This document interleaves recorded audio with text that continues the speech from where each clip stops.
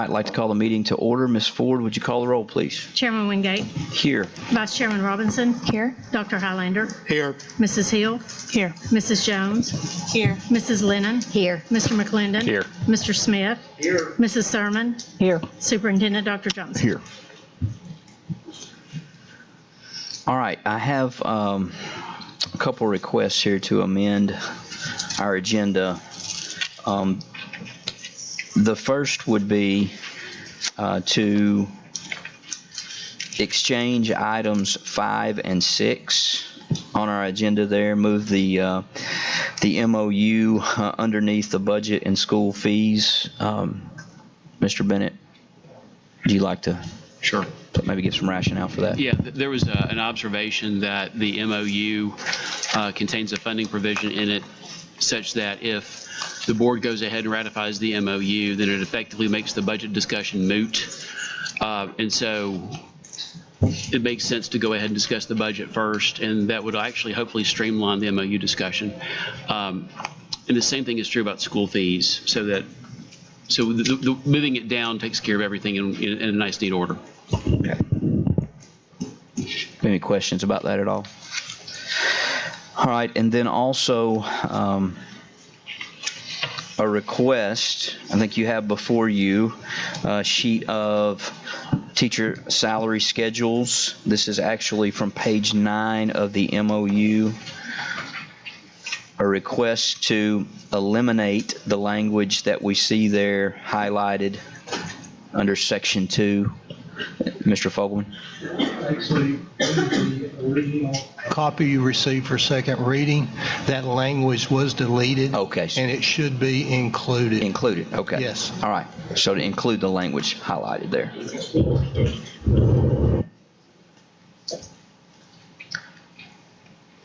Any questions there? So I noticed that these had a discrepancy. So what you're saying is if we vote positively on this, we're voting it as if it had the yellow statement? That's correct. Okay, got it. Okay, do I have a motion to approve the agenda? So moved. Second. Ms. Ford? Dr. Highlander. Yes. Mrs. Hill. Yes. Mrs. Jones. Yes. Mrs. Lennon. Yes. Mr. McClendon. Yes. Mrs. Robinson. Yes. Mr. Smith. Yes. Mrs. Thurman. Yes. Chairman Wingate. Yes. All right, that brings us to our first student update. Dr. Johnson. Yeah, yesterday I had the opportunity to spend a little bit of time at the first student kickoff, and it was just perfect timing. Caught one of their senior leaders and asked, they've been having a lot of activity here on the campus, if they could come and update the board on kind of their progress as they come into the system. So I'll turn it over to David Eves. Okay, thank you. I'd like to give an update right now on the, we should have the rest of the buses coming in by the end of this week. So all buses should be arriving by Friday of this, or by tomorrow next week. And we'll also we'll have all the equipment scheduled to come in and be put on, and they will be installed by next week before school starts. We're on schedule as far as the training and hiring of all the first student managers. We have all the dispatchers hired. We've had all the supervisors, and we're about 165 drivers right now on a plan 165. So we're right now focusing on the backup drivers to make sure we're recruiting for that. I attended the first student meeting yesterday, and they are truly committed to service and quality and safety. We had Sergeant Harmon from the Tennessee State Highway Patrol come in and did a 1-hour presentation, and it was truly remarkable of what he talked about in that meeting. He talked about defensive driving. He talked about keeping their eyes on the road and making sure that we're not speeding. So we got a lot out of that. And right now I would like to introduce to you Anita Brown. She is the location manager in Dalton, Georgia, and she's going to talk briefly about their update and what they're doing as far as first student.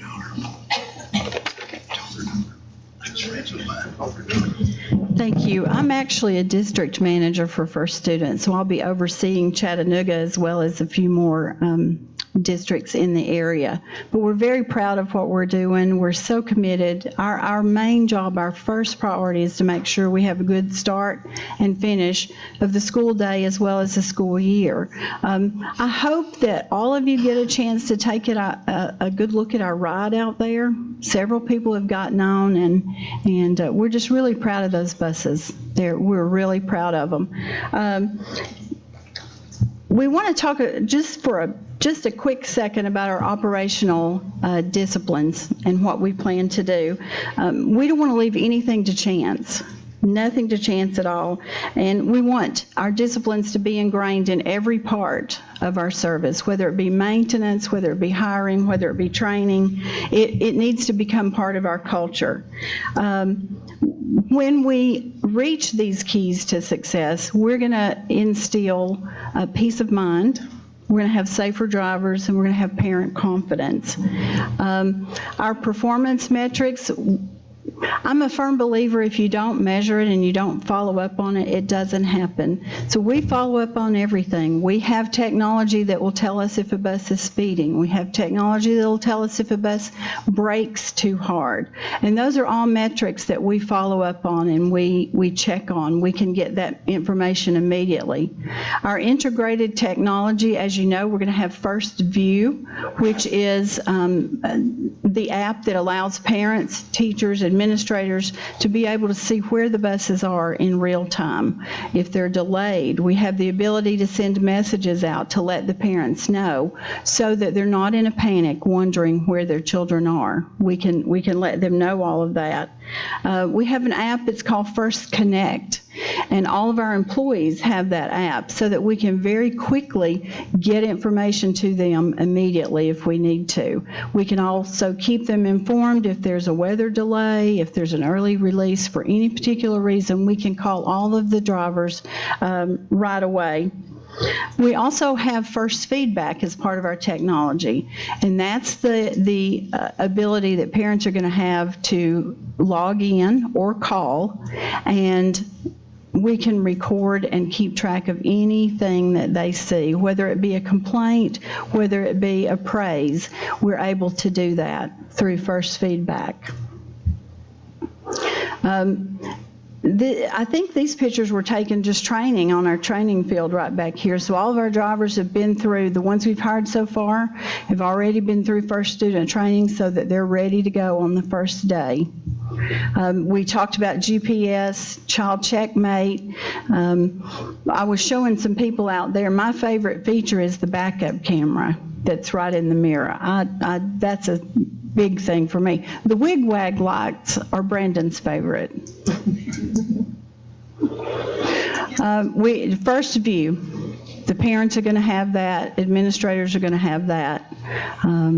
That puts a lot of peace of mind. If you did get a chance to get on the bus, you saw all the safety features that are on there. Better turning radius, cleaner emissions, air conditioning. Air conditioning is a huge thing. All right. As David says, we're all ready to go. We are so excited to show these buses off. As a matter of fact, there's going to be about 22 rolling tomorrow with your new teachers on there. We're going to be taking them around the district and showing them their area. So, thank you. Thank you. Dr. Highlander, did you have something you? No, sir. Okay, sorry. All right, thank you very much. I had a couple questions. Yeah, go ahead, Ms. Robinson. I was just curious, the First View app, I just had a couple questions about it. Just so I understand, is it an app that parents can actually download it and use it to Yes. technically kind of track the buses? Yes, they That's can great. track it on their Okay, phones. that's awesome. That was a big talking point for the board earlier in the year. Good. I was also curious, the drivers that you've hired so far, are a majority of them coming from Durham? I think it's about 2/3 Okay. have been hired from Durham. And I guess what are you seeing on the training side? Are you seeing a lot of the new hires really kind of take take part in the training like you're hoping for, or are you basically like happy with the training process that you've got? Oh, absolutely. And the drivers that have come to us from Durham are excited about the training as well. Great. That's Yeah, really good. they're excited. Good. I have one last question, but I think it's a Ken Bradshaw question. Okay. Did we ever find a location for the buses so that Joe can settle that dispute? They're going to be at Dr. Bradshaw's house. Oh, okay, got it. Well, I've lost a lot of sleep over the last 6 weeks about that, so I was worried about where the buses would be this year. But we're actually still working on that. We have actually coordinated with Red Bank and the owner of the property, so it's between them. We're just standing by until that process takes place. I'm just looking out for my friend Joe. Yes, ma'am. He's getting it done. It's like pushing a freight train up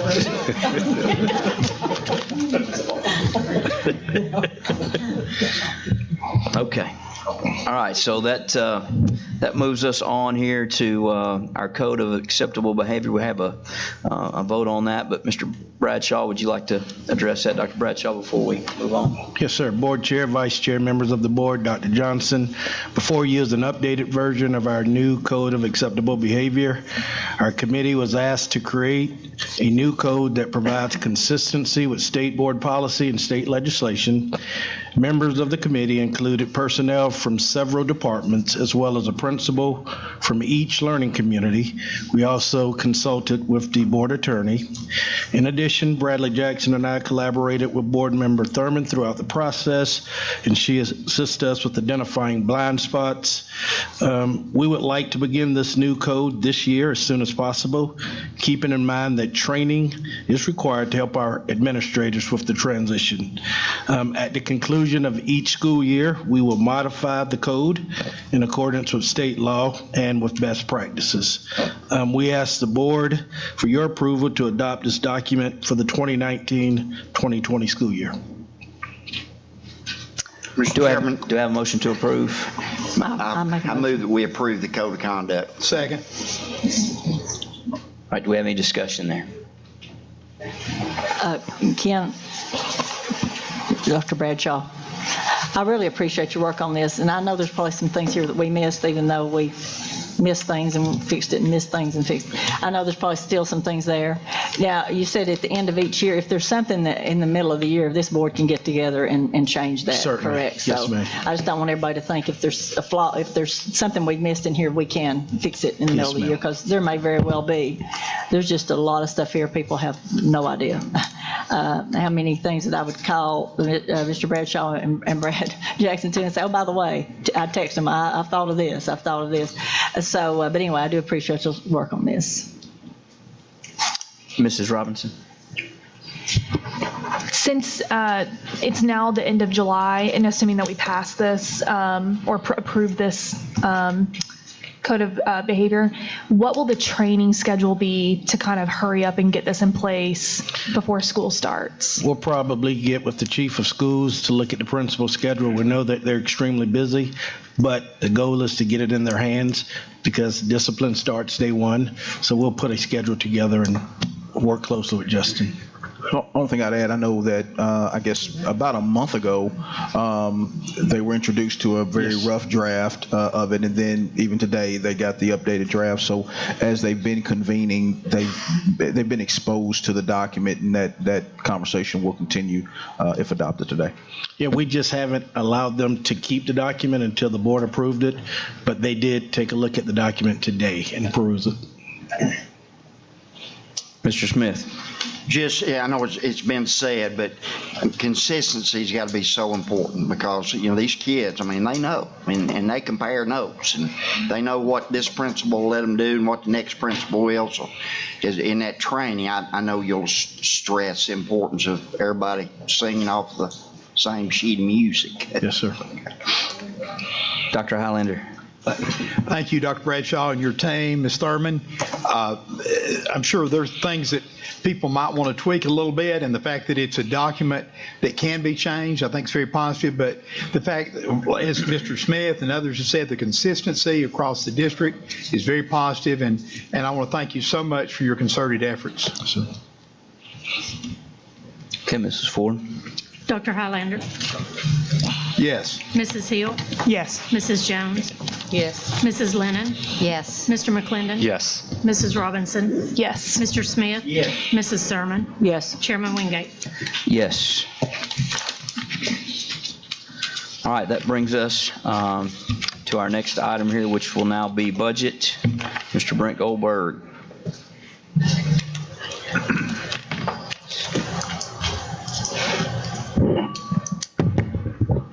Thank you, Mr. Chair. The budget included on the agenda is let me step back a little bit. We, on July 11th, we presented a budget and the full budget documents for a budget that totaled $410 million. And then last week on the 18th, we adjusted that proposal by $1 million to use $1 million of fund balance to go toward school resource allocations in lieu of school fees. And we added some reading intervention positions to that budget with that $1 million that it freed up. So to date, we've proposed a budget of $411 million that includes taking $1 million out of fund balance. And that's what we have on the agenda as of today. And then because of the proposal that was made last week, and the talks through collaborative conferencing, we do have a scenario for your consideration that's a separate budget from what was proposed last week.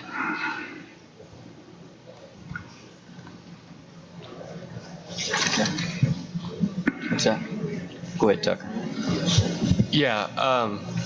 Do we have any handouts for that? Or so since last week and when I proposed the option last Thursday, talking to Brent, I had rough numbers and stuff like that for that proposal, and I know they had to go, and it was kind of sensitive to the PECA discussion. We couldn't go much farther than that without talking to them. This option, I'm going to move to put it on the table for discussion and for, I guess, to whatever the legal term is, to put it up for a vote in place of the I guess the $411 million budget. But I just kind of want to say that, nothing in this budget is new from what we've seen in India, I guess, of the three past budgets, and especially the one with the budget we voted on, I guess, the beginning of May. This budget, in light of our circumstances and that budget not being passed, helps us get to that goal, and not having to say we want to pick our students or our teachers. We can pick teachers and students and give them the resources that our students deserve, and also the compensation, or give some compensation to our teachers as well. So I guess I'll get Brent. I guess you've kind of crunched some numbers and stuff, and go from there. Yeah, so I think Ms. Ford just handed out a packet. This is similar to the packet that you received on July 11th. The primary difference is this page, which I have on the screen, should be the first page in your packet. The top, it's titled Alternate Revised Budget Changes, 2019, July 25th. And so what this does is this takes us from the $411 million budget that we presented last week on the 18th, and this details a scenario of changes based on the proposal that we heard last week and what we've done through collaborative conferencing. So you can see that at the top, we would remove the 2.5% salary increase, which removes $6 million from that budget. And then we would add a $1,500 one-time bonus for all full-time employees, which costs $7 million. And then the remaining changes are all, these are all items that were included in the original $443 million budget that we are pulling back in to use that $6 million that we're removing for the salary increase. So that would be $80,000 for expanding new teacher academy. It would add back $730,000 to virtually fully fund the elimination of school fees and have school resource allocations. We'd also have the allocation for art supplies. We would add back to the full total of 30 special education assistants and 10 special education teachers. We would add back the college advisors going from part-time to full-time. We would add 31 classified elementary interventionists. Those are education assistant positions, as well as one additional certified position, which is additional to what we presented last week, which was a total of 10. And then we would add in-school suspension monitors for every high school, school counselors to improve the elementary ratio to as close to 1 to 500 as we could get, add attendance specialist, which would be a 1 to 250 chronically absent student ratio. And then we would add 5 social workers. So in total, that would be adding 102.5 positions at a cost of $7 million total. And that $7 million is the one-time bonus, which we would fund out of fund balance. All right. That the record's clear because Ms. Ford was distributing packets. So I have Mr. McClendon moving to approve what is denominated the alternative revised budget of $411 million. Is that correct, Mr. McClendon? It wasn't an official motion, but yes. Well, No, that's not what it was. okay. It was because this budget is not $411 million. No, it would be the 418. This would be what's on the screen right now. It starts as 411 and it becomes 418. Yeah. So you were correct, like 50%. In what you can see. All right. Yeah. The proposal that's on the screen, Mr. McClendon. Correct. Okay. So you're making a motion for that? Motion to Do we approve. have a second to that motion? And then and I'll present some additional information as well. Okay, so Ms. Lennon seconded that, is that right? All right, so now we have some discussion on that. Ms. Thurman, go ahead. Yes, we got I don't know if it was from Dr. Johnson or from you, from somebody. There's been so much back and forth here in the past few days. That this would increase the teacher's base pay to $40,050. How does that happen without any more money there? Ms. Thurman, if it's okay with you, we do have some additional information to present, and I think that will answer that question and maybe some others as well. Would you guys like the whole discussion to see whatever other information Mr. Goldberg's got? All right, go ahead. Yes, sir. So on this, if you go to the second PDF, David, I just want to show that, the other PDF. We'll do that first real quick. I'm not going to go read this line by line. This should be the second page in your packet. This is the same reconciliation that we had done last week to go from the fiscal year 19 final budget to what would be the new $418 million budget. So this is the same as what we presented last week, but it adds that $7 million into it and reallocates the $6 million from salary to the positions. I don't have that. Fiscal year 20 alternative budget. Yeah, it's the clip. It's the clip. That's what I'm looking at. It's not in I don't believe I have it. This is the link to the document. Some of them are out of order. It's the fifth page. Okay, yeah, it might have. Oh, yeah, look at page 8. It's 4 pages. It's 4 pages. They got out of order. So this essentially shows what I just explained as additions. I just wanted to make sure that, to point out that this does show the full reconciliation from prior year to current year. And then we do have some slides to give a little bit further information regarding the proposal. It's mine.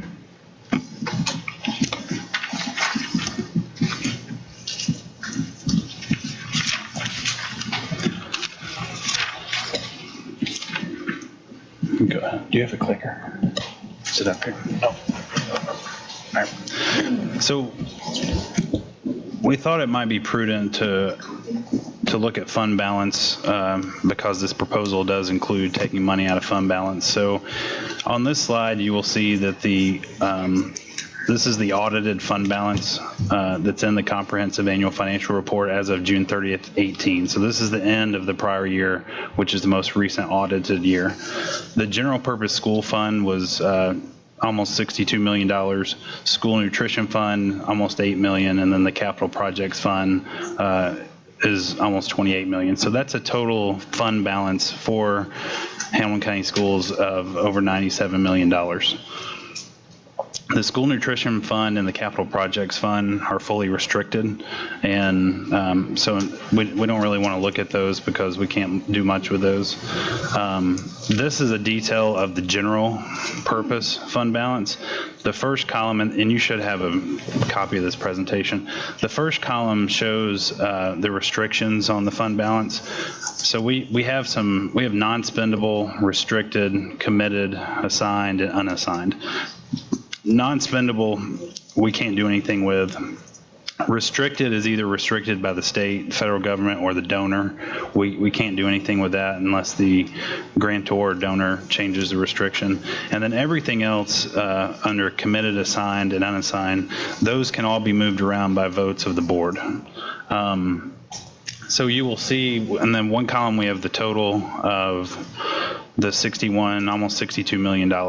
During fiscal year 19, you can see the activity for these restricted balance accounts. We'll focus on the unassigned because that's what we talk about the most. Well, we did clear out some of our telecommunications as well as the amounts assigned for technology, and that was to purchase one-to-one devices and finish wiring the schools for the phones. And then we also took, you'll recall, we took $15 million out of fund balance for capital projects. We did have a release of restriction of $600,000 self-funded, which offsets against unassigned. That's why that amount is lower. And the telecommunication also offsets. So we had total activity of $20,600,000 out of fund balance. For fiscal year 19, end of year projections, we believe that we will add just under $12 million to the fund balance. The way that is projected is that as we've talked about before, we collected $10 million more in revenue than we budgeted for this fiscal year 19, at least $10 million. It may be slightly more. And we believe we'll be about $2 million under budget on expenses as of today. That's really a guess until we close out year end and record everything. We're not, that's kind of a moving target, but we believe it'll be about $2 million. So we expect to add $14 million back to fund balance at the end of the year. And then if we fund this alternate revised budget request by taking $8 million out of fund balance, that would leave us with a total general fund balance of $47 million. And you can see that almost $31 million of that would be unassigned. But for the total fund balance, which is what we use for state purposes, that would be 11.48% of our operating budget. The minimum required by the state, TCA 49.3352, is 3% of our operating budget, which is $12.3 million. So we will be almost $35 million above the state minimum, which coincidentally happens to also be about 1 month of operating expenses. So that's for total fund balance because that's what we use for the calculation. For unassigned, we will have still $31 million, which is almost 1 month of operating expense. So that's just a view of fund balance that we wanted to present to make sure that everyone had an understanding of where we are and where we would be if this budget proposal is funded. Brent, I want to ask you a question right there. Somebody asked at the last school board meeting how much money we had in fund balance that we could use, and I thought it was 30-something million. Am I wrong? This is certainly, I think I asked that question, and yes, this is higher than what we were told. This is total. This is twice as much as we were told, actually. So we were referring to unassigned fund balance during that question. So that was where we started with 41 million. We took away 15, and we knew we would add back 10. So that's the unassigned. So you'll see almost 31 million for unassigned fund balance, which is what I see that. I referred to, and I may have misunderstood the question, but this is the total fund balance. I thought the unassigned was the only thing we could do anything with, so. By law, the board's allowed to do whatever they please with committed, assigned, and unassigned. Brent, you're saying that the state, the 3% required includes the assigned and unassigned? So like that total number is what the state wants us to base the 3% off of? It actually includes restricted, non-spendable as well. The calculation is based on total fund balance per TCA. Okay. Just a quick note, like not to be picky, but whenever we talk about the fund balance, it would be ideal if we all knew exactly, if we were all speaking the same lingo. Because I will say that like in years past, like the number that we've been told has not necessarily included the restricted, but I think it's perfectly fine to move forward talking about the restricted. But as a board, it would be ideal to know that we're speaking the same language as you and vice versa. So I agree. And that's exactly why I wanted to present this information so that the board had a good understanding of what our fund balance looks like. Dr. Highlander, did you have something? Yes, you pretty well answered most of the question I had, but our expenses are roughly $40 million a month. Is that correct? If we do, for a $410 million budget, 1/12 of that would be about $34 million a month. $34 million. Okay. In the past, we've been told $40 million, but okay. So some months it could be 40, some months it could be 27. Yeah. Right.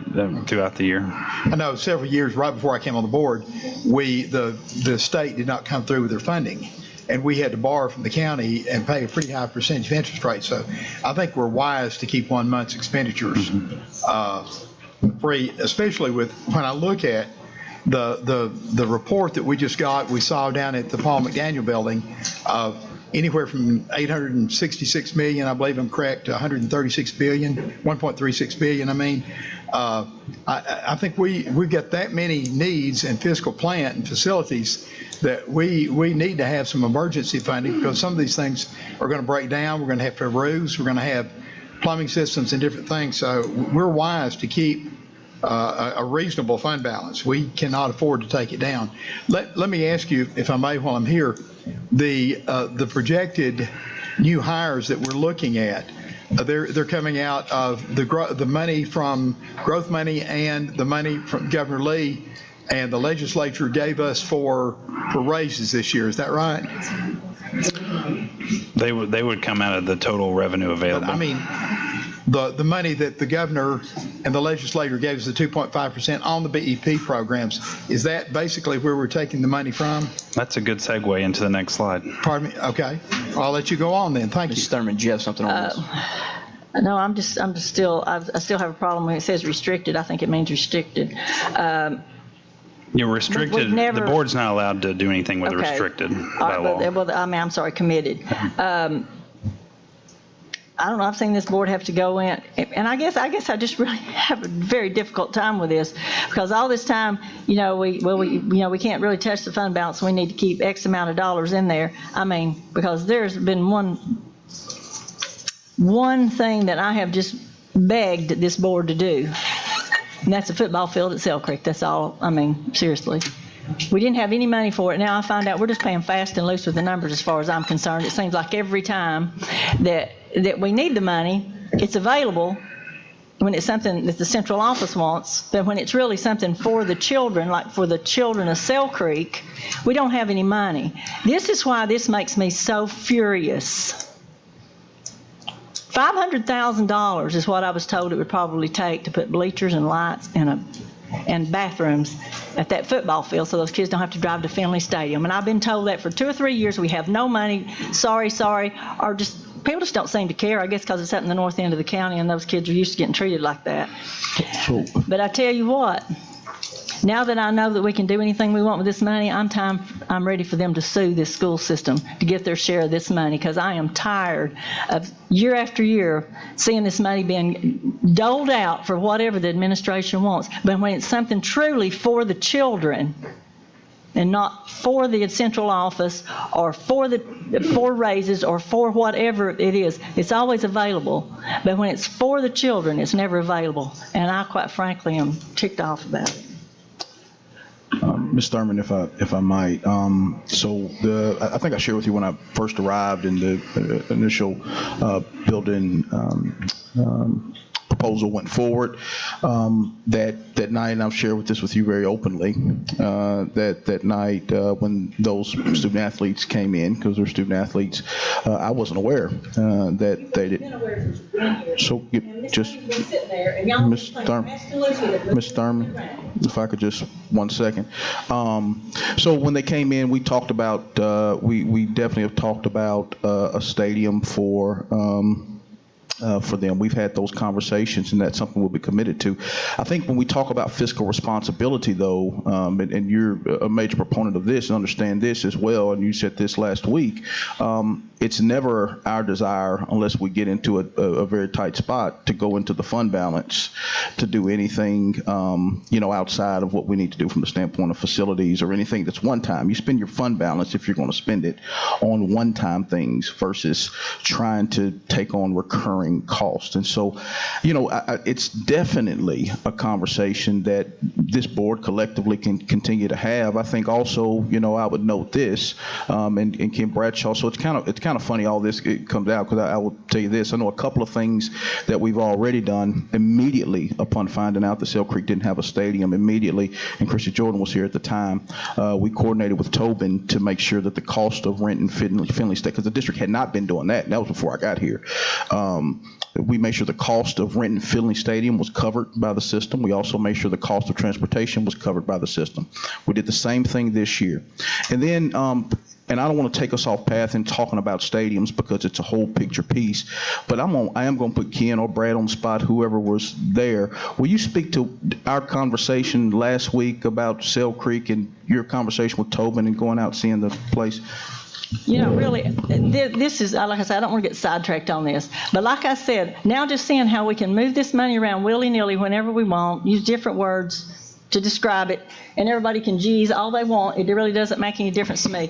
But I guess this is the kind of stuff that just really bothers me, because every time, like I've told you, the money just falls out of the sky when we need something, or when the administration wants something, when they want to hire another 150 people, all of a sudden the money's there. It just really ticks me off. And Ken, I'll be glad to talk to you about this later. I'm not going to talk to you about it right now. But Ms. Thurman, if I just one more point, This isn't about the administration. This budget isn't about the administration. This budget is about children, and so we're not being willy-nilly. I think the reality is we're trying to be very transparent. We're trying to make sure the board has a comprehensive understanding of what's in the fund balance. I think you all know, and that's probably why there's conversation today, to this depth, we haven't had the conversation about the fund balance, and there's even been learnings as we've gone through it. And so we're just trying to be very open as finance shifts, and we'll continue to shift going forward to make sure that there is a complete understanding of what's in. We talk about fund balance, what's in savings. So I'll just be very simplistic about it. We want to make sure people understand what's in savings, where it is, what's restricted, what's not. I mean, that's our whole goal, is just to put the information out there. We've always known that. We were just told that we weren't going to bother it because it was committed and it was restricted, and we weren't going to bother it. Ms. Jones. So I think, Rhonda, what it sounds like is, and I understand your frustration, because granted, we all have buildings and places that need things, so we get it.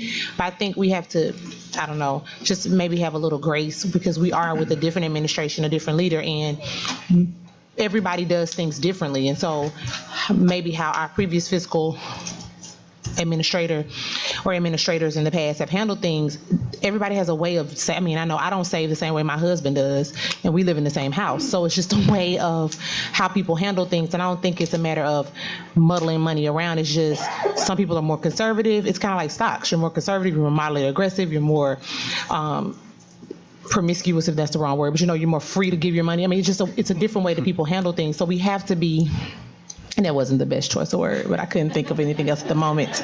But you get what I'm saying.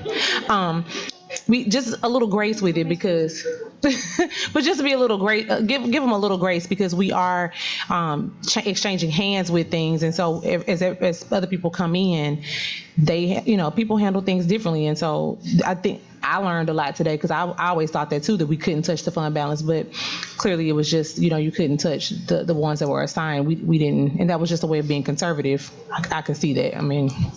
So I just think just have a little grace. You want to continue on there, Mr. Goldberg? Well, one final point I would make on fund balance. just as this year, this year we actually had a fund balance portion of our revenue. It was about $500,000, which we didn't have to use. Even though we just took $15 million out of fund balance, because of our fiscal responsibility, we're going to put $12 million back in.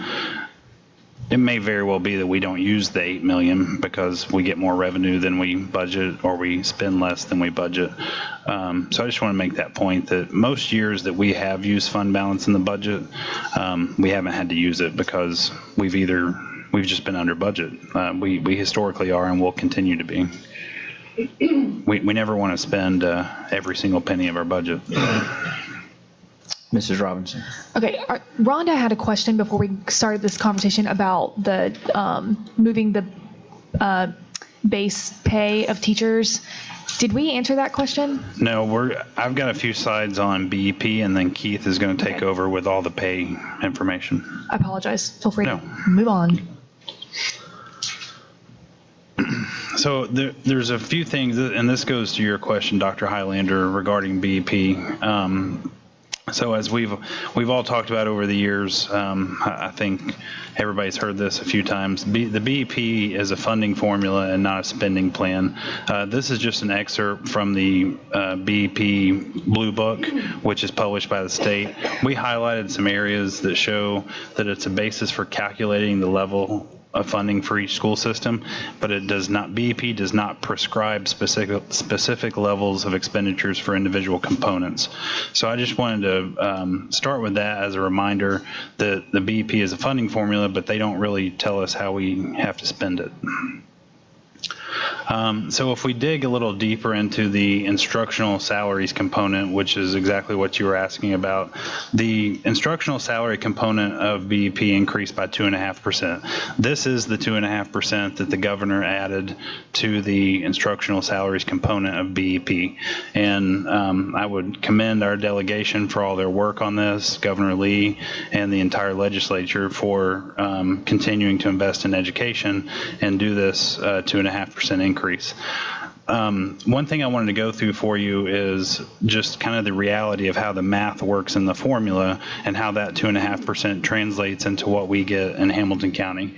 So the state share of the total funding for instructional salaries for fiscal 20, and we got our July notice last week, it shows 59.14%. We've talked about in the past that the state share for total BEP is about 52%. It's different for every component.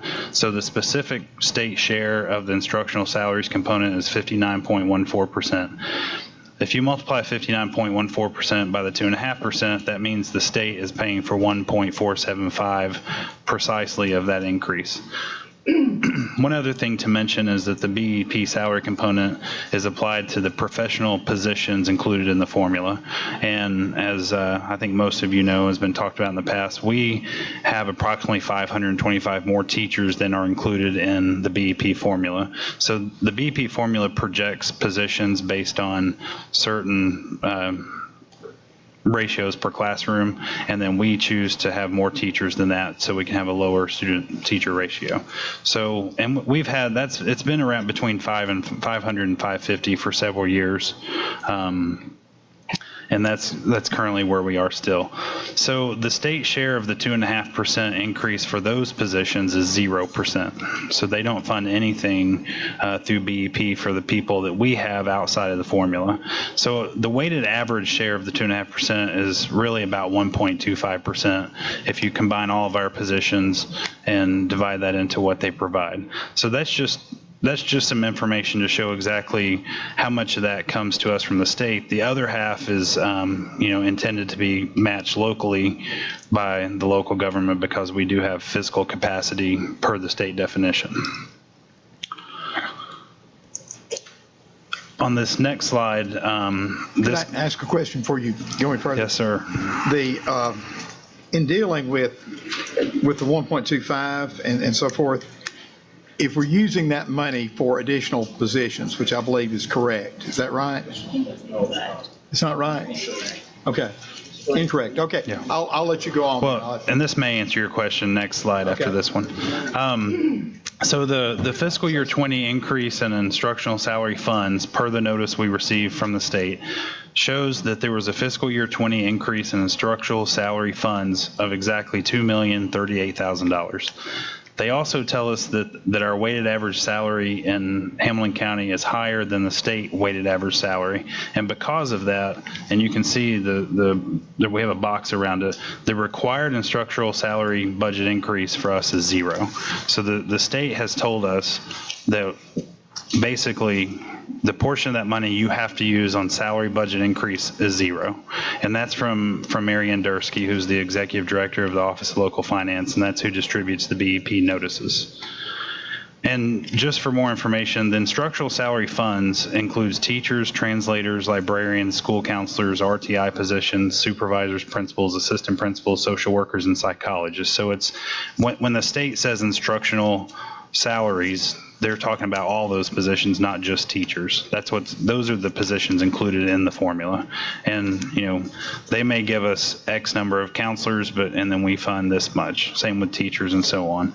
So if you go the next slide, one thing I want to point out, even though that $2,038,000, obviously the state intended that to be for salary increases.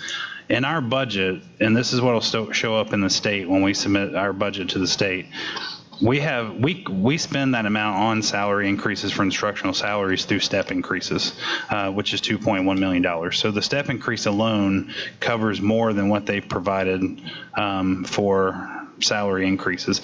And then the salary scale changes result in about another $900,000. So our total increase in instructional salaries within the operating budget, this does not include the bonus, this is just what we have in the operating budget, would be $3 million, which is just shy of $1 million more than what the state provided. So I would say that we are absolutely using the state money to increase instructional salaries.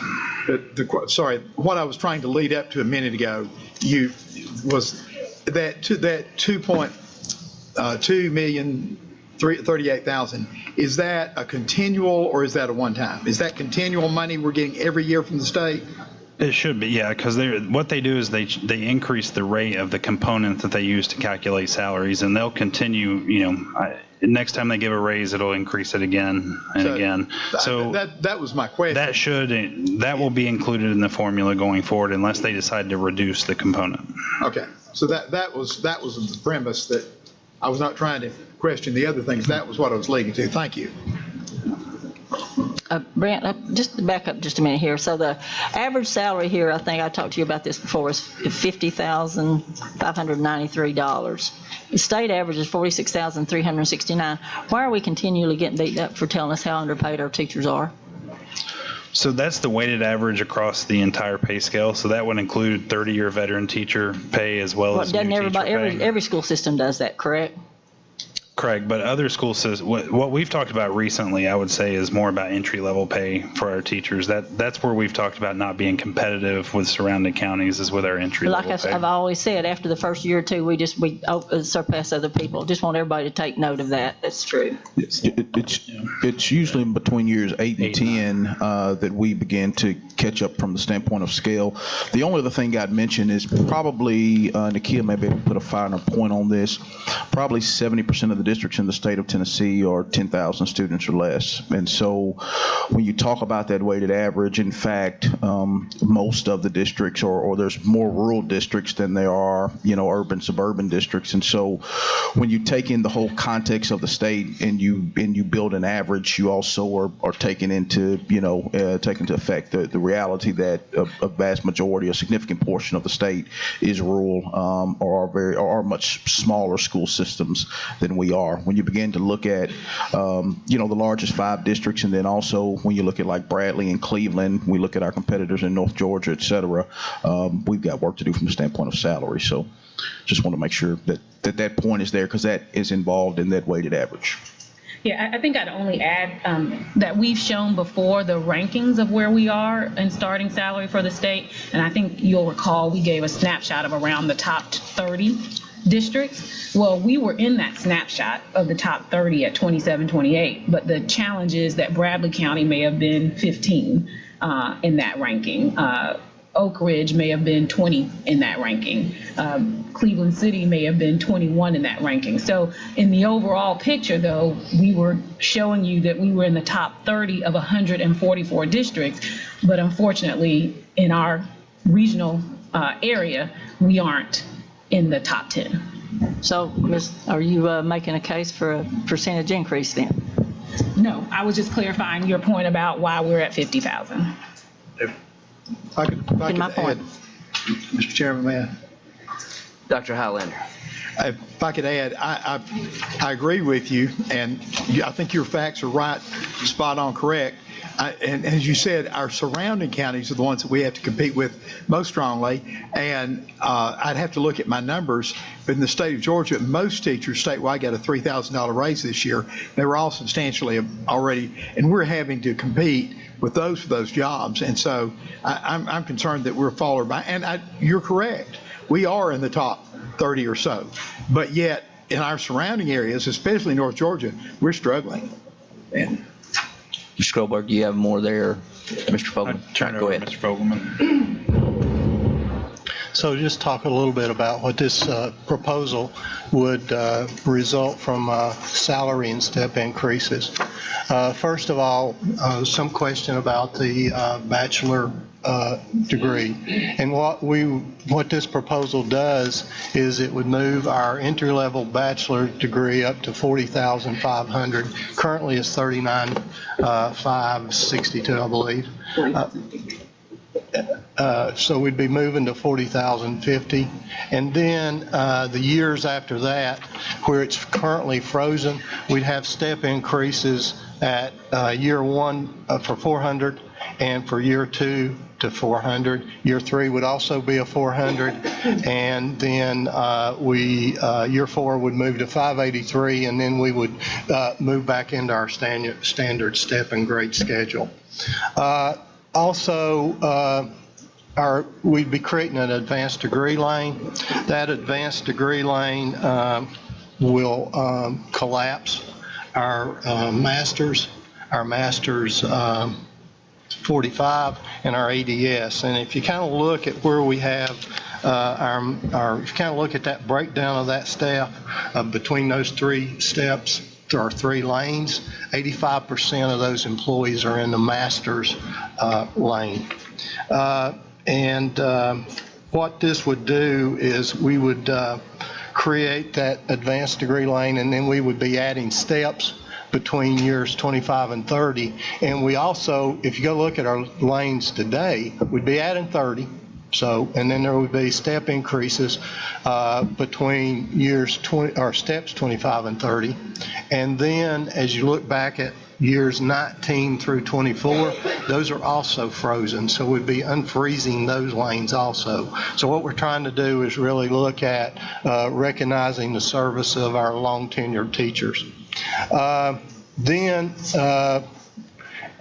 As you look, we've got about 900 teachers who would, additional teachers who would earn a step increase this year. And our average step is between 0 and 40,000, with an average being of 800. 0 and 14,000, excuse me. 1,400, excuse me, again. great. Spending a lot of money here. Teacher compensation, next slide. We would be looking at a one-time bonus, $1,500. Idea, we'd be paying that out right before Thanksgiving. And then as you look at our total compensation, it increases from about average, or ranges from about 20, a little better than 2% all the way up to almost 8%. And our total increases on average would be about 4.7%. Now, you know, the question is that $1,500 of that is lump sum. So that would be a little different than a base increase. Look, so some of the things we've tried to do to communicate already what this might look like based on your approval. We put a compensation calendar on our calculator on our website. so that our teachers can go look at it and kind of see what it does, how it would work for them. We also have posted the scale, and that would be included in the back. It would be our last page on the MOU that you'll be looking at a little later. And then we also have a conversion scale so that they can see how they would convert from a master's to the advanced degree, our master's 45 to an advanced degree, and our EDS to an advanced degree. So to give them a sense of what that looks like. So we've got those tools available, and then, based on approval, then we would be going forward with communication sessions to make sure people understand and our teachers fully understand what this means to them. Dr. Highlander. It's just a couple of questions, and thank you guys for all your diligent work on this, and ladies, excuse me, guys and ladies. Just a little curiosity first. On the bachelor's and the doctorate level, we're stopping at 25. Did you mention the rationale and I missed that? I didn't mention that rationale. That was, as we talked about it in a collaborative conference, and what we did is really, one of the things we looked at was where are the bulk of our employees? And the bulk of our employees are in those early grades of bachelor's and in our master's scale. And then, of course, we have our Master's 45 and EDS. We've got about just a little better than 60 employees in the doctorate scale. And so as we looked at how we could approach this, we felt like that we were trying to address the bulk of our employees. Okay. The other thing, a couple other things. One is our first-year teachers, I assume they will get if the 1,500 goes through, will they get that bonus as well? Yes. And hypothetically, if they don't finish the year? So you sense what if they would resign? Yes, if they resign in January. So haven't talked through how we will deal with that, but we would be seeing the increase in expect to provide them the bonus in November. I know. And the expectation would be that Sure. Of course, we want them to stay. We want them. I've been in other systems where they had written in a program that if they do not finish the year, then they have to pay back the prorated amount.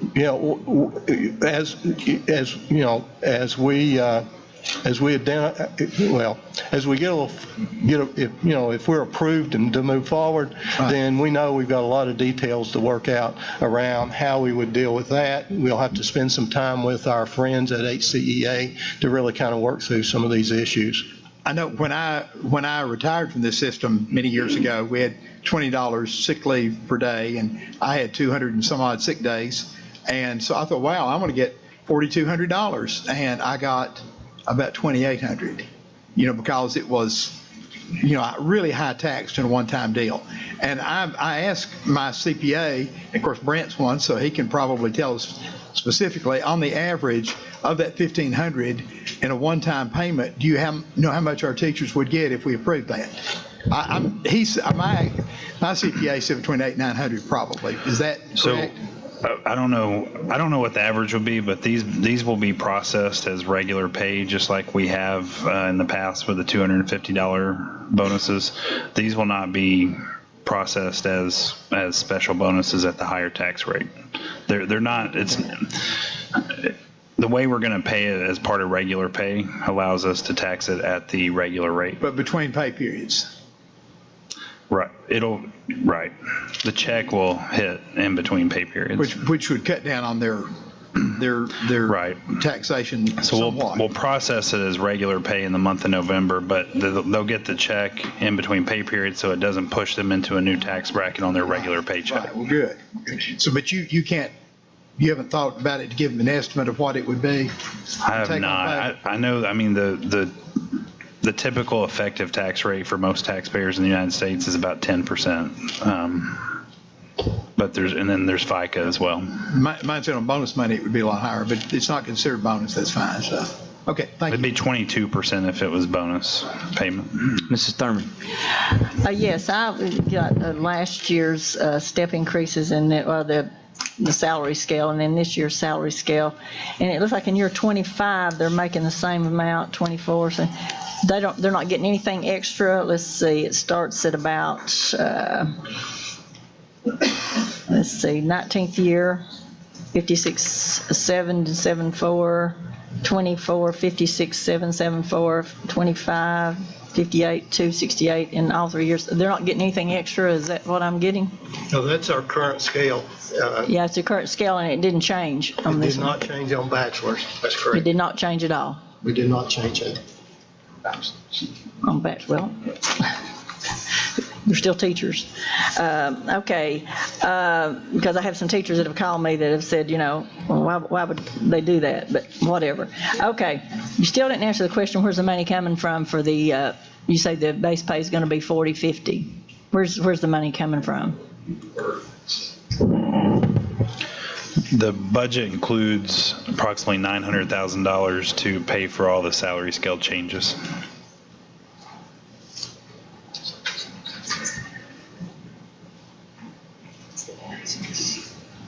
That's in the operating. So when he went back and he showed what he showed, if you go back to that slide that has the 2 million and the 900,000, that all that would come out of operating. And so as we were talking about fund balance earlier, that's not something we would want to do fund balance with because we know that's going to be Yeah, recurrent. well, that's, okay. So that last, it's a few slides, but Okay, It's on a I have it right here before me, I'm sure, it's probably written right here. Salary scale changes, 900,000, but that's, I knew the salary scale changes, but okay. All right, also, some teachers that are within 5 years of retirement said they would be crazy to take the $1,500, they'd rather get their retirement on the 2.5% for the next few years, because they, like myself, we can demand a 10% increase all we want to, but I think the only place we're going to find sympathy is in the dictionary at the county commission, if you want to know the truth. Same thing probably with the state. Because now we can say what we're using the money for all we want to, but when you go to the state, they say, well, we gave you a 2.5% increase for teacher pay, and you didn't use it for that. Now, we can say whatever we want to about that, but that's the way it looks to them, and that's the way it looks to the public, and quite frankly, that's a whole lot the way it looks to me, even though I know we have to come up with about another $4 million, I guess, to make that 2.5% happen, but seems we can find that amount of money. Also, every teacher that I talk to does save about maybe 5, 6, said that they would much prefer the percent increase rather than the one time. And so like I'm saying, just for the sake of the school system, I'm looking out for the future. I know I got a call from some, or not a call, but emails and what have you from some people from the teachers union, but I don't work for the teachers union. So I just am concerned about the direction the school system's going. Like next year, this is only going to make our situation that much worse. Because like Ms. Towns, Dr. Towns was just saying, Dr. Edwards was just saying that it's the schools around us that you have to worry about. And doing this doesn't help our cause. I think, Steve, you said teachers got 3,000 down in Georgia. How does that help this cause? I just don't understand it. Dr. Highlander. Real quickly, I've had the same conversation being a former teacher. My first year, Hamilton County, I made $6,800, and it was in 1972, so I'm an old geezer. And I appreciate the changes that have happened in the last few years. Since I retired, there have not been as many raises as there were in years prior. I appreciate Tucker's plan. I appreciate the others. I've had a lot of teachers reach out to me, and over 3-to-1 prefer the raise. I appreciate what the PECA team's done, and if we want, and if this board chooses to go with them, that's great. But I personally would like to see the teachers get the raise, which is permanent. That's just my position. Mrs. Robinson. Okay, if it's okay, I'd like to shift the conversation a little bit back to Tucker's proposal, because I do have some questions, or the general proposal. Sorry, I don't mean to single out Tucker. So first of all, I think that having to choose between the two is incredibly hard. Like, I just like to state that, because what the board is basically having to choose between is obviously higher pay for our teachers and the classroom resources that we absolutely know that we need. We also know that we can't really accomplish the code of conduct that we have spent so much time on without one or the other budget too. So, I just want to simply state that as a member of this board, this is definitely not an easy decision. I'd say this is even maybe one of the hardest decisions that I think I've seen us come to in the last 3 years on this board.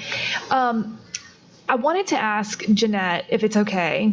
I cannot ask her a question. I cannot ask you a question. So let's pretend like I've asked you a question.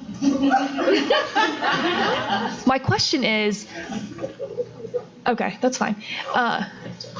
So my question is, I'd like to better understand really where teachers are on this budget, because I've gotten emails and just like Rhonda has, I've gotten phone calls. But really until yesterday, the teachers union wasn't necessarily behind this. And I appreciate so much that you guys have come to the table on this proposal with us. I just am really confused though on where the majority of teachers are on this. And so I mean, at the end of the day, that's what we're really talking about here, is like what's in the best interest of our teachers, our strategic plan. And so I don't know, I guess you can't talk to me, but maybe you can sign to me. So I don't know, does anyone on this board have a sense of, what teachers really feel, what the majority feels? Because I've had 10 emails or 10 phone calls, but that's not the majority. We have 4,000 teachers and 4,000 staff members. So I'm looking for any type of clarity on, certainly, and Dr. Johnson, what you think that your staff wants from this board. Yeah, absolutely. So we wanted 5% and $34 million. But we are where we are, right? So, here's what I would say, and I'm gonna defer to Keith maybe to speak to from the standpoint of giving some context. So obviously, PECA is the selected or elected or identified organization for collaborative conferencing, and there was an unaffiliated member there as well. Unaffiliated was represented as well. And so by law in PECA, they are the group that are at the table, HCEA. And so we really work through them from the standpoint of the voice elevation of teachers, and they are representing the best interest of teachers. And so Keith can probably talk some about that process and, the results of what transpired. But, I think as the law states with PECA, we really, it's collaborative. And so, we would not, for us, we wouldn't put this forward as an option for this board to consider if it weren't something that the elected and selected body of teachers did bring forward. But Keith, you want to talk at all about the process, and we can highlight any areas from Friday's conversation with them, and then, kind of going forward where we are. So just a couple of things to let's step back just a little bit about HCA being the representative. There's earlier this year, I guess, we had an election. And HCA, was determined to be the representative. As part of the law, we have an unaffiliated member, and I think the board and HCA agreed that there's a board representative, and HCA agreed upon that unaffiliated member. And then, the process then is, we have equal administration, equal members representing our teachers, and it's a mutual gains bargaining process. And some of you know my background coming from industry human resources, and I've worked in both the mutual gains bargaining approach, and I've also been in a more traditional bargaining approach. And I have to say, even the mutual gains bargaining situations I've been in, that this experience was one of the more collaborative and collegial type experiences that I've had in over almost 40 years of doing this type of business. And so what we did is we really sat down, and under the law, we've got areas that we can negotiate on or that we can collaborate on. And we did that and went through the process, and, you know, that's how we ended up with our proposal on the 5%. Later, of course, when we went back Friday, as the, you know, from an administration side of the table, we went in with a proposal, and we still kept our 3-lane collapse, but we went in with a proposal of 2.5% to, you know, as a starting point for us to discuss. And we had originally agreed to a much higher percent in our conversations earlier, and you know, we couldn't reach agreement around the 2.5%. So we begin to, you know, really part of the mutual gains approach is to try to look for options that the parties can agree upon. And that's, we spent the morning working through all of those different options. I will even, you know, and, you know, we had some pretty strong opinions across during that process. But we were able at the end to collaboratively agree upon the proposal that we have before you. So, and, you know, from the, you know, standpoint of TCA, of course, the HCA does represent the interests of our teachers. So that was the bargaining agent that we would be working with. Yeah. Well, and I just want to make one more comment, and I want to be like really clear on why I asked that question, is because the last thing that we need is a majority of our teachers to be upset about the decision that we make tonight. And so, you know, I trust that you guys have a good pulse on what our teachers want and what they really value. On the other hand, our strategic plan is so important, which again is why this decision is so hard to make. So I appreciate that. And as you know, as an HR professional, just keeping your staff happy is by far the best thing that you can do in a workplace. So thank you. I appreciate you kind of giving that background. The only thing I'd add, Tiffany, to that what Keith shared is that teachers, in my opinion, deserve much more than 2.5%. You know, they deserve much more than 5%. You know, there's a teacher that'll be in front of my 8-year-old in a few weeks, and just like every other parent in this system, you know, we know the sacrifices that teachers make, and so I really think this is about, you know, ultimately we know we've got to get to a place. You know, you always talk about. You know, we talk about accelerating student achievement, but you really have to have some fuel to accelerate. If the tank is empty, you can't really move forward. And so, you know, this is not ultimately where I think anybody wants to be. You know, we know where we want it to be, but this, in essence, allows us, at least this year, to move the strategic work forward at some level, and to put a little bit of fuel in that tank, and then to put a little bit of fuel in our teacher tank. But we're at some point we're going to have to come back and address all of this, you know, and continue to address all of this, and elevate all of these conversations about really public education and where we're headed. So, Mrs. Lennon. Yesterday, I had the privilege of being able to be at Hickson when they had the press release, and Tiffany, there were a lot of teachers there in support, and it was, you know, it made me sad because they are giving up. They are giving up, but they're proud and they're serving Hamilton County. But I was so proud because they are doing it for the children of Hamilton County, you know, and I was in awe of how many people all the teachers that were there. And you know, this is just real quick, but, you know, I take every email that I get to heart, and I just have to take a minute to read this because I think it will tell you maybe where some teachers stand. Kathy, this is not somebody in my district. I have 37 years under my belt teaching. I have calculated the 2.5% versus the 1,500. I would make more in the current and in the long run with the 2.5%. However, we desperately need the bodies at Eastridge Elementary. I am for the 1,500 plus the personnel. Every email that I have gotten since yesterday was for the bonus. So just to let you know that. I know it is a very hard decision because I think the teachers need a 5% raise. They need more than a 5% raise. I value what you all do, and I thank you for coming to the table. Thank you all very much. Mrs. Thurman.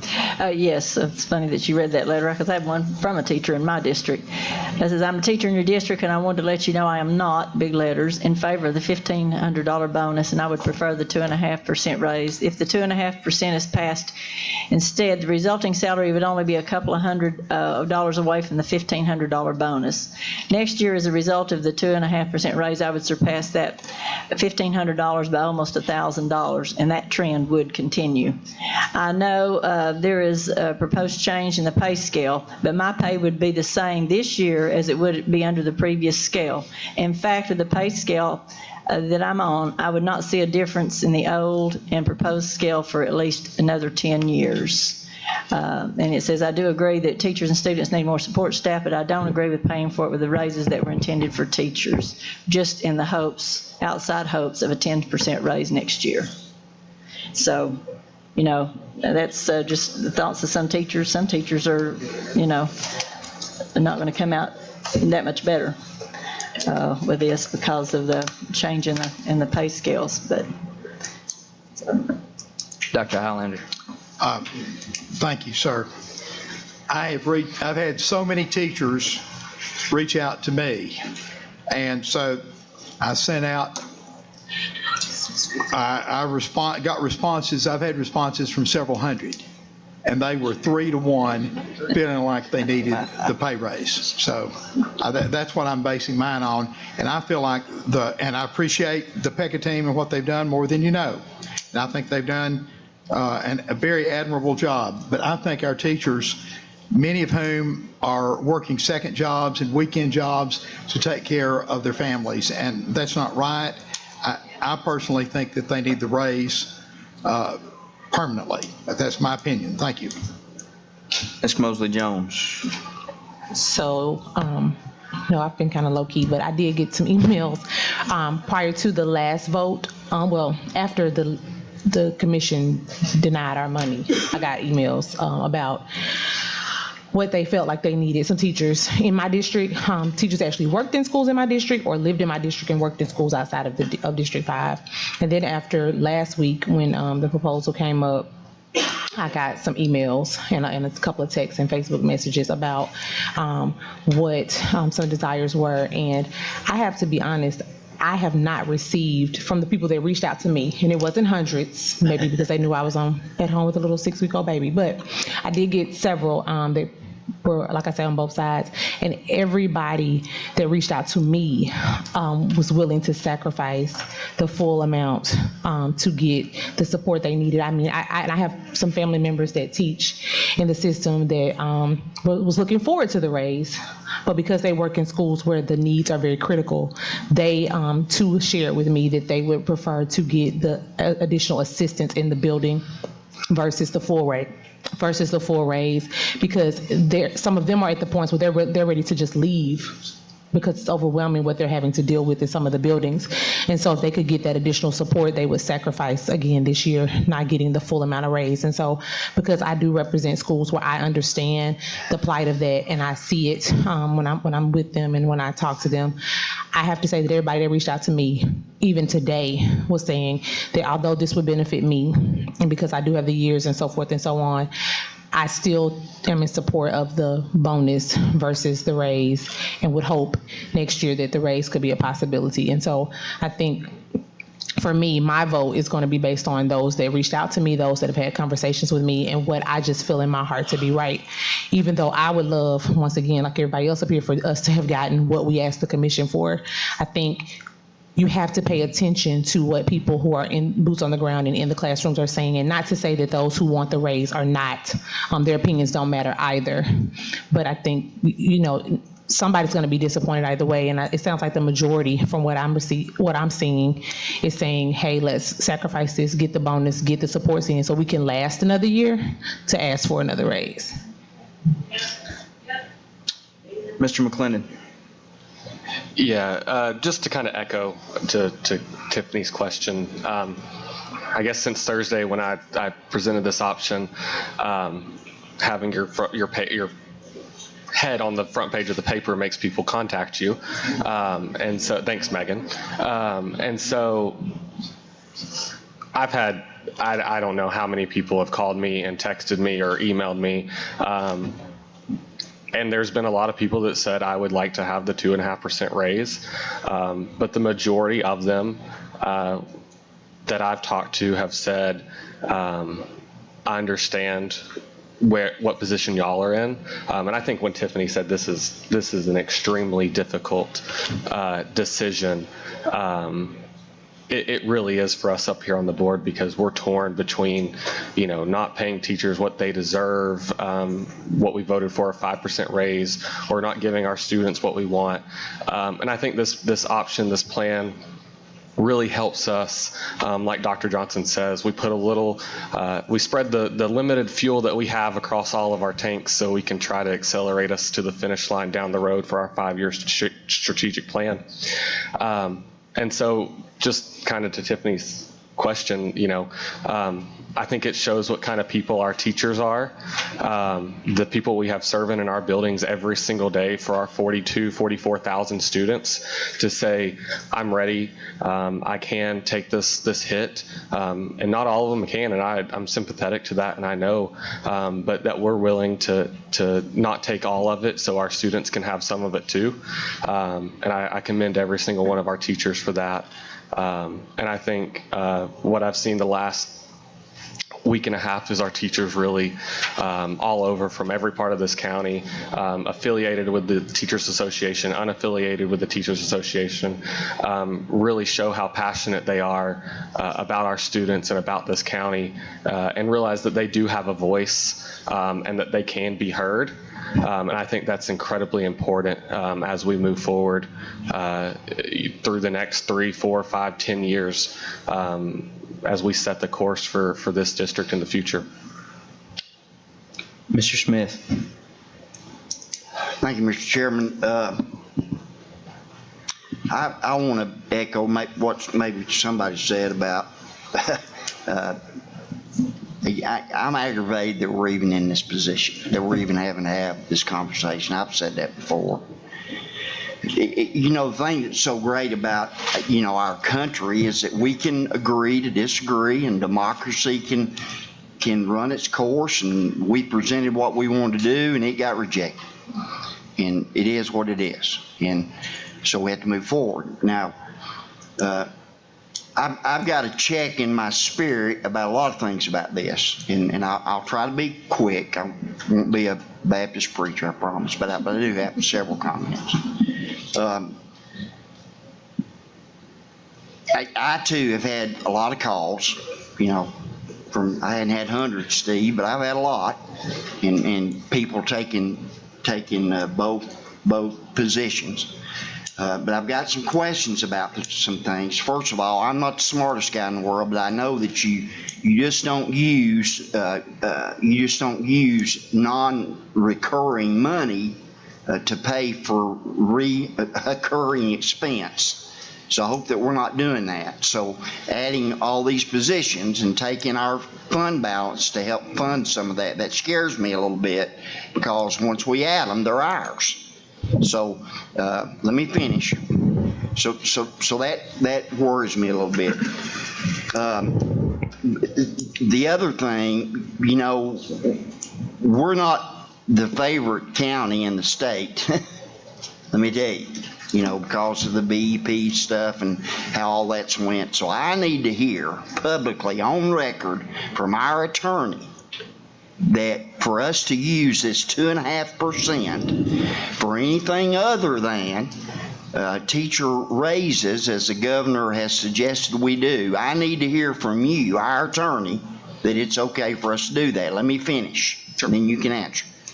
I think that's vitally important. And then if we approve this, there may be some damage control to do with our state delegation. I don't know, but probably a Dr. Johnson thing.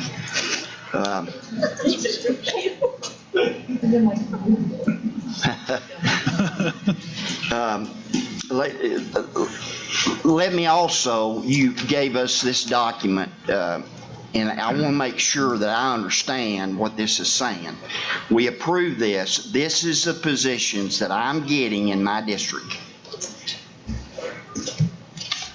Okay. You mean to finish, and then you answer all these questions? I've got just a couple more, and I'll be done. Okay. So I need to know that.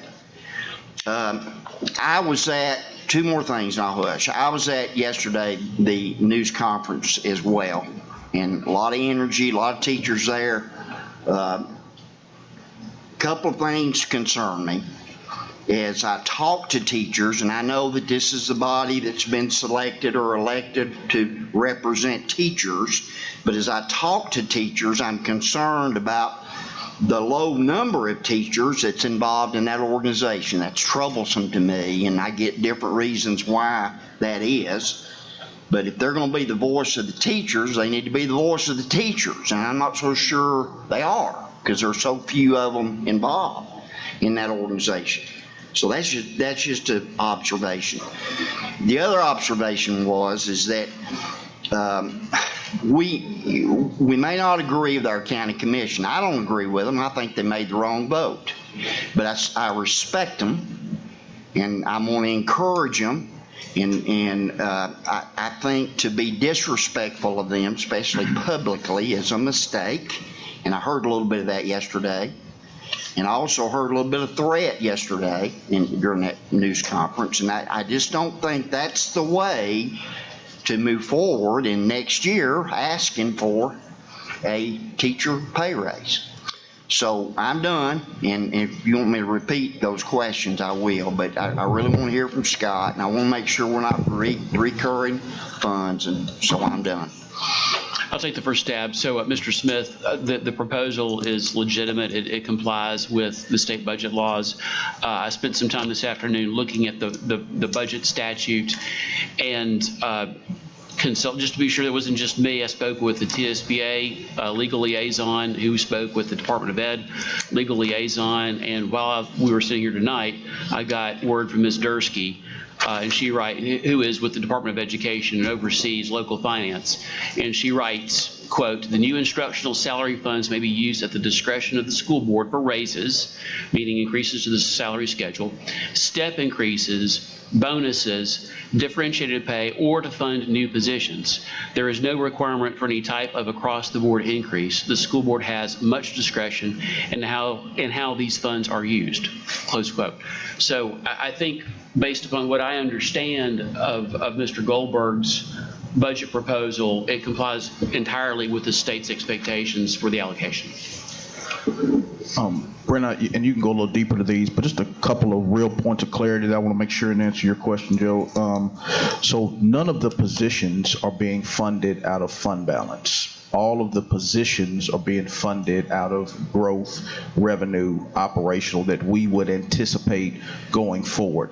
Now, the unforeseeable is the unforeseeable, and it could happen at any day, any time, any week, and that's why you want to make sure you protect your fund balance. If there's a significant economic downturn, whatever the case may be, then we're going to be having a conversation anyway about how we balance our budget, whether we do this or not. But the roles that would be going out for school support, the 102.5 or 102.5, all of those roles are funded out of operational growth revenue dollars. Fund balance is not being used to fund the positions. That's number one. The other thing is the $2.5 million that our governor gave and our local delegation and the legislature as a whole. All of those dollars are being put into the salary component for our teachers. So there was a slide that Brent showed earlier that showed the 2.1, really probably about what it is, but $2 million for $2.1 million for step increase for certified, and then the $900,000 for the salary decompression in years 0 through 3, as well as going forward in 25 through 30 or 25 through 29 that Keith spoke to. We're spending $3 million, which would be a part of our operational, that as well is not a part of our fund balance. That is money that we're budgeting as recurring. So every dollar, I want to put this on record, every dollar that was sent from the governor, state legislator, every dollar that was sent, the $2.038 million that was sent from the governor put towards the salary component, which we're extremely appreciative of, every one of those dollars is going towards step increases and salary schedule increases, to the point that we're actually spending $1 million more, which we're going to be budgeting out of operational for the salary component. So we're going essentially $1 million above what was given from the state to clean up that component. So no positions out of fund balance. We don't fund recurring. You have to be in an emergency to fund, an absolute emergency to fund a recurring. Look, I'm talking, you've done well, Brent. We have to be in an absolute emergency to fund a recurring position or recurring anything out of the fund balance, number one, and then number two, the 2.5 that are there. The positions by district, I'll just go ahead and roll. The positions by district, you want to talk to that? And one last point I would say on the fund balance. So, and I just want to be clear so that we're not confusing positions in the one item that we have talked about from fund balance. So last week we talked about taking $1 million out of fund balance for school fees to fully eliminate school fees. That we know that's recurring. We believe it's a prudent step to take that $1 million out to get rid of school fees for families. Next year, we're going to have growth money that can cover that, but we also are going to be reducing some costs. So the schools are they're using those school fees currently to pay for things like copy machines, paper, office supplies. We're going to work through procurement to reduce those costs over the next year, and overall reduce costs through procurement as we can, which will be part of our strategic financial plan with certain goals to achieve. So while that $1 million comes out of fund balance this year, next year we'll be able to absorb that in the budget through cost reductions. The other component of fund balance is $7 million. That's for a one-time bonus and is not recurring. So of the $8 million we will take out of fund balance, 0 of that is for positions, and $1 million is to allow families to stop paying school fees from now on. So those are the components of the fund balance. I just wanted to make that point. And again, as I mentioned earlier, we may not ever use that $8 million out of fund balance. It's a component of the budget to make it balance, but to the extent that we're under budget on expenses or over budget on revenue at the end of fiscal year 20, we don't have to use that money. Just like this year, we've put $12 million back in, if that makes sense. Can you speak to the positions? Yes. Before you go to the position, let me ask, so there's 186 new positions, is that correct? Counting the ones you approved before and the current ones, these are getting ready to, there are 186 total? The alternate revised proposal is a total of 188 and a half positions. 188. Okay.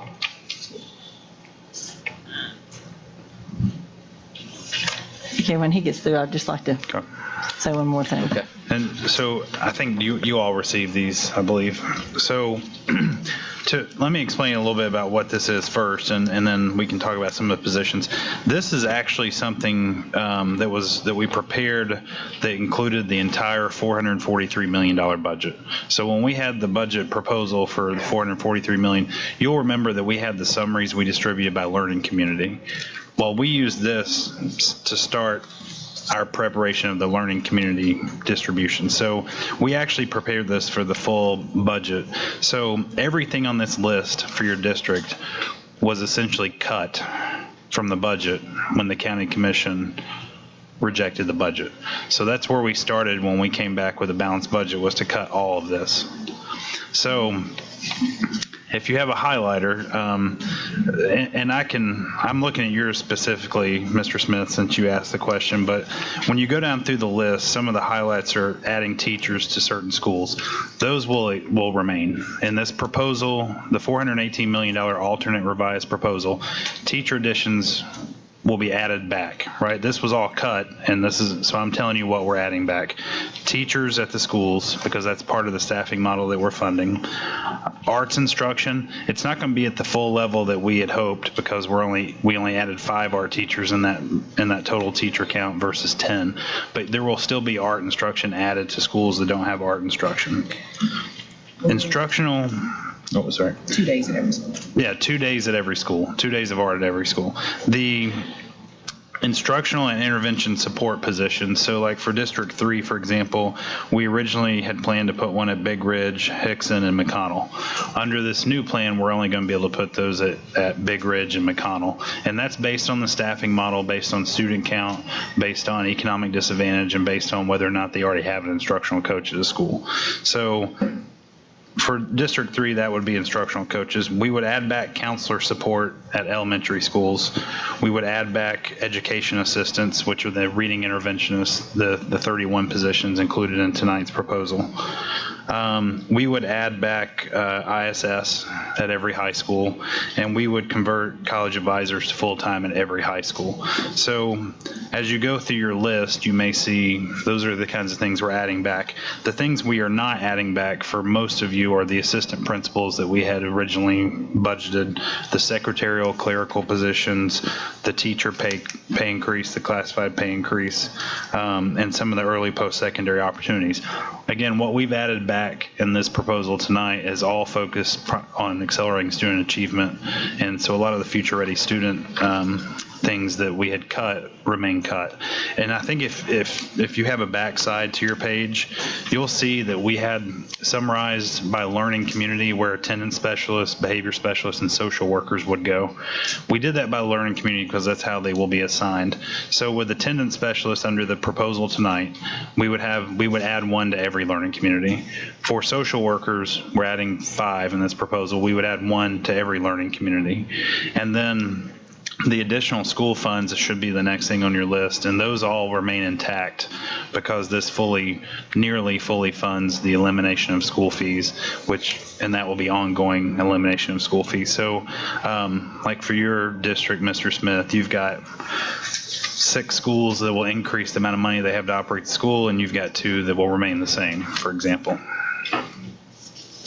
Does that answer the question? It did. Thank you. Mr. Chairman, if I may, I can remember 2 years ago, I've said this before, so it won't mean anything new.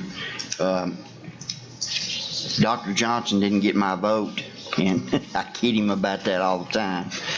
But I'm amazed at where we've come and what has happened and the work that Dr. Johnson and his team have done. And I've said this before, I'll say it again. I trust my superintendent, and I want to hear from you, Dr. Johnson, right now, what you recommend we do and why. I will speak to that right now. So I think you've got 2 proposals before you. Neither of them are ideal because neither of them get us to where we want it to be. So there are pros and cons to both. You've got, one proposal that does, kind of what's been a fairly standard, somewhere between a 2% and 3% raise for teachers, but basically cuts all of the areas that really accelerate the work going forward to really support teachers. You got another proposal before you that doesn't get teachers nearly what they deserve. Not that any of them really did, but didn't get teachers any near what they deserve, but does get them some resources.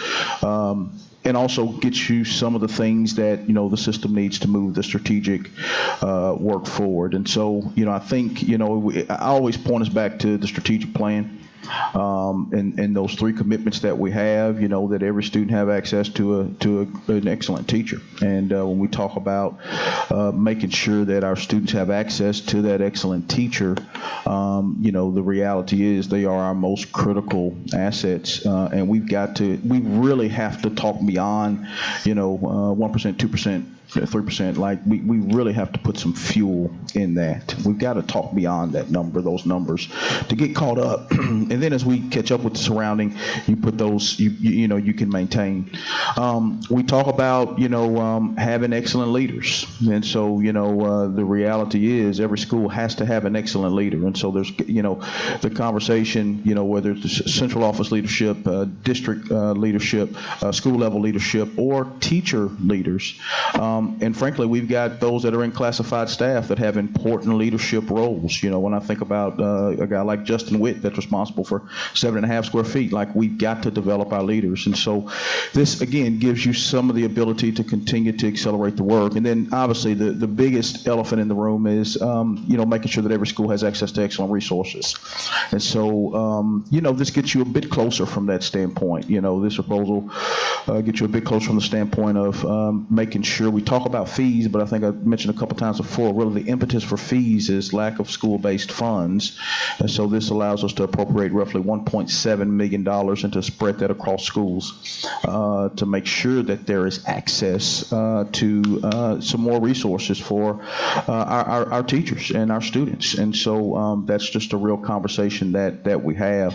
It is a tough place. You're really choosing between the two, but it is it's where we are, and we will continue to work collaboratively with our county commission, our local delegation, and obviously the appropriate state officials. But there's a real local conversation, I believe, that we'll continue to engage in around public education and where the system heads going forward. So I think you've got two extremely viable options. Not to not answer the question. One gets teachers a little something. The other gets teachers a little something. One does a significant bit more in supporting from a resource standpoint. I want to be clear, though, with the proposal, as Tucker shared last week, like even the resources that we're adding or would be adding if this proposal were adopted and taken forward to the commission, even those resources don't get us to where we ultimately want it to be. And so there still would be gaps there, but it would definitely move the system closer. So that's just where we are. Mrs. Thurman. Yes, just a few things, really no questions. We're adding 188 new positions, 188.5. So next year, when the raise time comes, that's going to be 188 more people who are going to get a raise, plus all of their salary. And then for those that wonder how our buildings got in the shape, we just had this meeting on Tuesday talking about what bad shape some of our buildings were in. You want to know how it happens? This is how it happens. At one time, we used to use our fund balance to build schools. A lot of people don't know that, but we haven't always built schools with bonds. We used to build up money in fund balance and build a school. That's what we used to use fund balance for. You want to know why we don't get a lot of repairs to our school? Taking it out of fund balance. We could use every bit of that money to do some work on some schools that desperately need it. That's how it happens. I just want to give one piece of fact. In the last 2 years, this district has spent $38 million out of fund balance on facilities. We appropriated $15.1 million this past year for facilities. In this most recently proposed budget, we put forth $15 million the year before for capital. And then right before I arrived, we appropriated roughly $8 million for roofs that the system did. So I will say this, just coming from another school system, as a board, you all have done a phenomenal job of being great stewards over your fund balance and making sure that you have the savings to put those resources back into schools. The facilities conversation is completely separate because whether it's $855 million or $1 billion, that number is so significant and crippling that there's just a much broader, larger conversation, I think, to be had around facilities. But you all have done a phenomenal job, and we want to continue to do that, in a very intentional way, because we have to continue to do what we can do to make sure our students are in great learning environments. Ms. Hill. First, I want to thank everybody for the thoughtfulness of this conversation. It's a very heavy decision to make, and I appreciate everybody's input. It's helped me think a lot about this choice. Scott, one thing that you said that really helped me, because you all know I was the legislative rep, so to speak, for the board last year.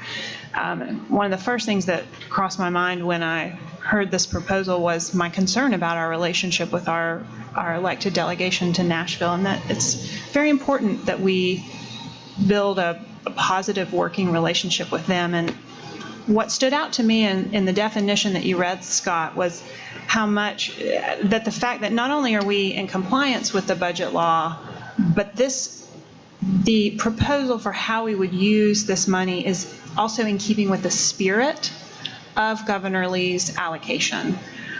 He is saying that he believes teachers are important, which we do too.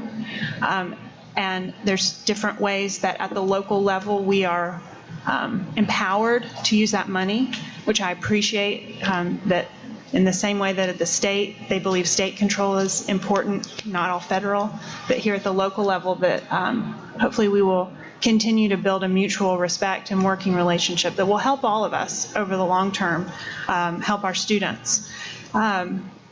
And the other thing that's been very difficult for me as I've thought through this is like everyone else, I've had quite a lot of individual people reach out to me, and I want to say thank you for that. There were some that reached out during the initial budget phase, but there has been a really encouraging groundswell of conversation that has occurred in the time since the budget was turned down. And the more voices of the public, of our constituents, of our teachers we can hear, the better, because we're better together, to quote the the activity that we'll all be hopefully doing together on Saturday. So I thank you to our teachers for your engagement in this conversation. And finally, something that I'm learning, just being a newly elected leader, is the way that all the structures are supposed to work together. And Keith, your description of how collaborative conferencing works and the way that our teachers are, they democratically elect a representative group to negotiate on their behalf and in their best interests. That means a lot to me, and I respect that process. So the weight of the choice that the collaborative conferencing team made speaks volumes to me. So thank you all. Ms. Lennon. And I apologize, but I just need to have clarity, Brent. So it's either or, when we have this vote about, we're either going to vote for the budget for the raise, for the one-time. We'll vote specifically for. We've got a motion specifically for this alternate revised budget. Okay, but I just need to ask a question. Okay. If it's the revised budget, then the extra resources for the teachers are going to come out, and they will not receive the extra resources in the classroom. That's correct. Yeah. Unfortunately, I think the choice that we've presented is either the raise or the supports. Okay.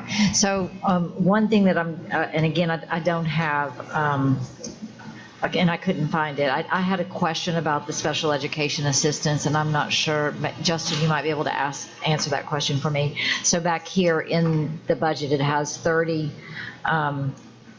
assistants and 10 teachers. Is that what was in the original budget?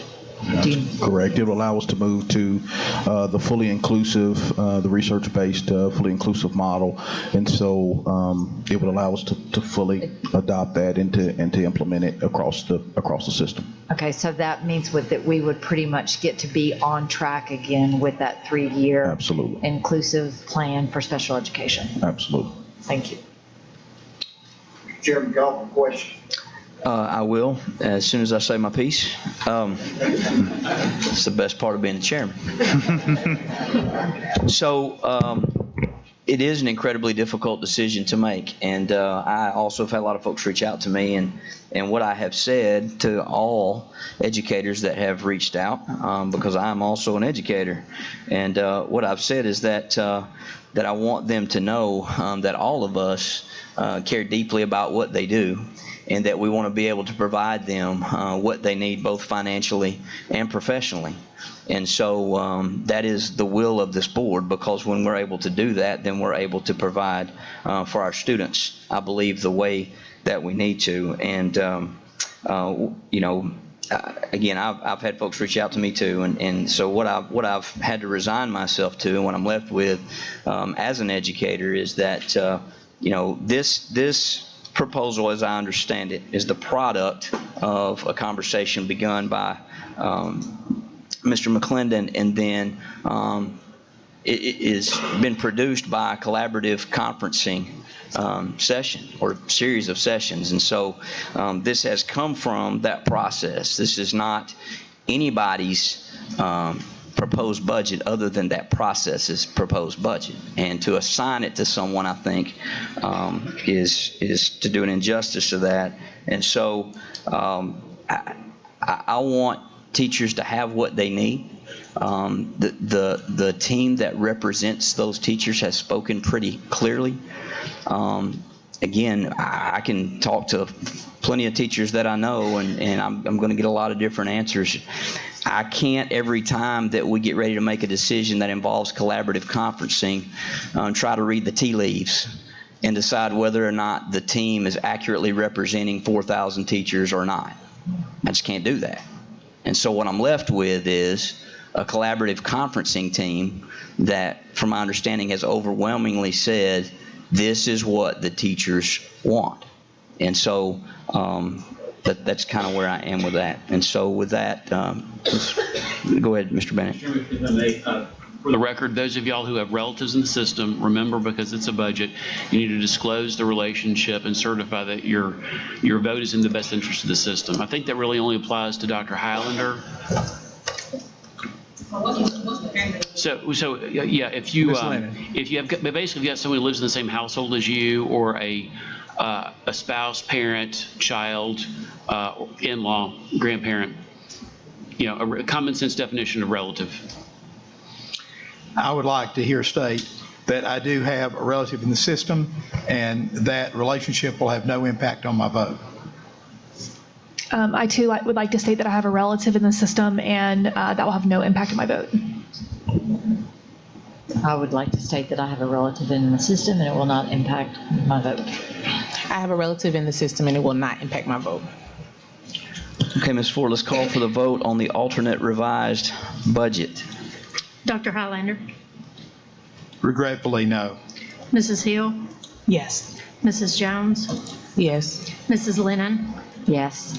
Mr. McClendon? Yes. Mrs. Robinson? Yes. Mr. Smith? Yes. Mrs. Thurman? No. Chairman Wingate? Yes.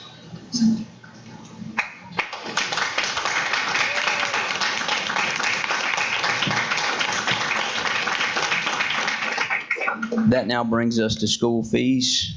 Mr. Goldberg, would you like to address that? Yes, thank you. Because this most recent proposal included fully funding the elimination of school fees, there's no longer a need to vote on this item.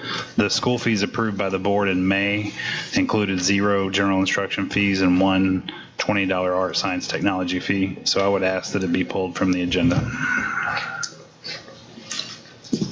So to be clear, in 2 weeks from now, parents will not be paying school fees. Correct. Schools will be allowed Other to than ask for a the $20 extra. fee, but it's not required. Okay, great. Well, and we probably want to put a finer point on this. So, there's 2 levels to budget approval in the state of Tennessee. And so it's got to go to the commission, obviously, for approval. And so we will proceed as though this is the process, but there's always, the possibility. So I just want to make sure that's clear. I don't know. We're still working on. We'll learn, I guess, here the next day. We believe it may be the first week of August, but we're not sure. Okay. Do we need to have a motion for that, to pull that? It's negated. Okay. Good deal. All right, let's move on then to the MOU.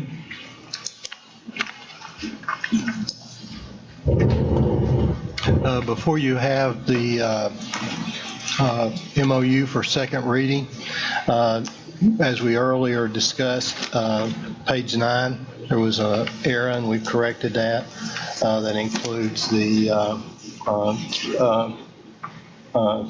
capping 15 years of experience. We had deleted that previously in conferencing, but had to, as part of the going back, we had to put that back in because of budgetary restraints.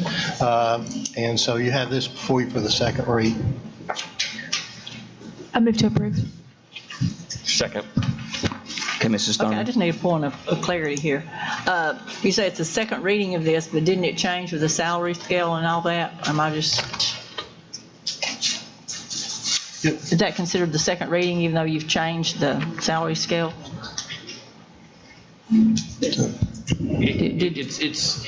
Yes, it's the second reading, but see, the first time when the county commission overruled the budget appropriation by law, that kicked it back. So it came back to the board because it had to be revisited. It has now since been revisited. The board's adopted the budget that funds the MOU. So yeah, it's the second reading, and the changes really aren't material to that. All right, so we have a motion and a second. Any more discussion there? Okay, Mrs. Ford. Dr. Highlander. Yes. Mrs. Hill. Yes. Mrs. Jones.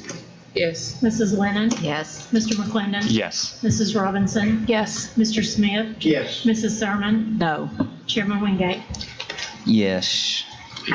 All right, that brings us to board matters here, and I would like to call your attention to the contract amendment to Dr. Johnson's employment contract, and I think everyone had that before them physically at our last meeting.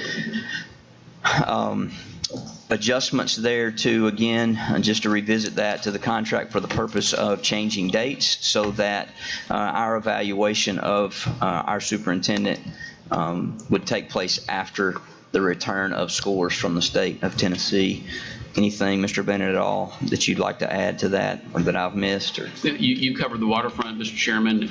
It changes no other underlying terms. It doesn't extend the dates. It doesn't change compensation. It's simply to conform the metrics that y'all put in place with the calendar that the state has kind of created for you. So moved. Second. Any discussion? All right, yes, I go did ahead, Ms. Hill. So, all the different dates that the board is responsible to hit, I wondered who here is responsible to make sure that we know those dates are coming? Well, I created the instrument last year. But I mean, so like, whose calendar does this go on? Like, if this room, I'll it's take on that. your, like, you've, okay. Okay. I thought maybe it was Sherry, but I like to put my calendar alerts on. Okay, thank you. Okay, Mrs. Ford. Dr. Highlander. Yes. Mrs. Hill. Yes. Mrs. Jones. Yes. Mrs. Lennon. Yes. Mr. McClendon. Yes. Mrs. Robinson. Yes. Mr. Smith. Yes. Mrs. Thurman. Yes. Chairman Wingate. Yes. We have any announcements? I would Yes. like, oh, go ahead, Dr. Highlander. I'd like to recognize we have a great baseball player. The first baseman for the Atlanta Braves, Freddie Freeman, walked in, is in the back. And Freddie, would you stand up and let us clap for you? Let's give him a hand. I'd like to add just quickly, tomorrow will be the last day of the service groups that have been here for the past 6 weeks. I hope to have a somewhat of an update for you guys. I think it's been a phenomenal summer. So far, I've heard nothing but good things from the principals and the buildings that they were in. They're currently this week at Lookout Valley Middle High and also Lookout Valley Elementary. So anyway, just to let you know that's wrapping up. So meeting adjourned.